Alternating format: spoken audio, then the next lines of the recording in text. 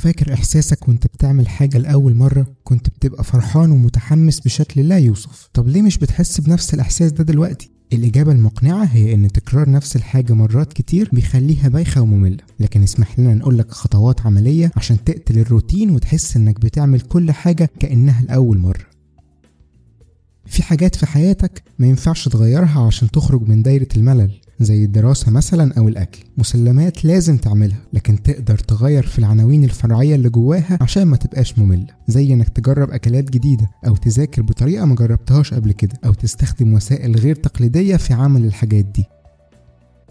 كل فترة حدد لنفسك هدف تسعى إنك توصله في كل مجالات حياتك. ده مش بس هينمي قدراتك ومهاراتك، كمان هيضمن لك إنك مش هتزهق وإنت بتعمل أي حاجة، عشان في كل مجال عندك تحدي وهدف مستنيك توصله.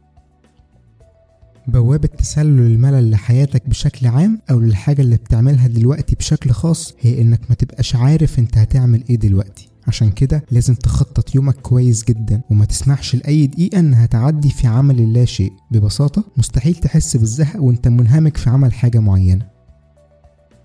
بلاش تعمل تغييرات كتير في وقت قصير. احنا متفهمين انك حاسس بالملل وعايز تكسر الروتين، بس التغييرات الكتير فجأة بتصعب عليك عمل الحاجات اللي انت متعود عليها. ده غير انها بتقلل فرص انك تعرف تتخلص من الملل ده بعد كده، ما انت مش لاقي حاجة تغيرها خلاص. اوعى تبطل تتعلم حاجة جديدة تحت اي ظرف، مهما كانت ظروفك واشغالك. استقطع من يومك ولو نص ساعة تتعلم فيها حاجة جديدة، وتنمي احد مهاراتك زي الكتابة او الرسم مثلا، او حتى تتعلم حاجة على الكمبيوتر. الموضوع ده هيخلق في حياتك مجالات جديدة تبعد عنك الزهق، وفي نفس الوقت على المدى البعيد هتلاقي انك بقيت شخص غني بالمهارات المختلفة اللي هتساعدك تبقى ناجح في حياتك. لو عجبك الفيديو اعمل سبسكرايب للقناة علشان تشوف فيديوهاتنا الجديدة، وما تنساش تشوف حلقاتنا اللي فاتت.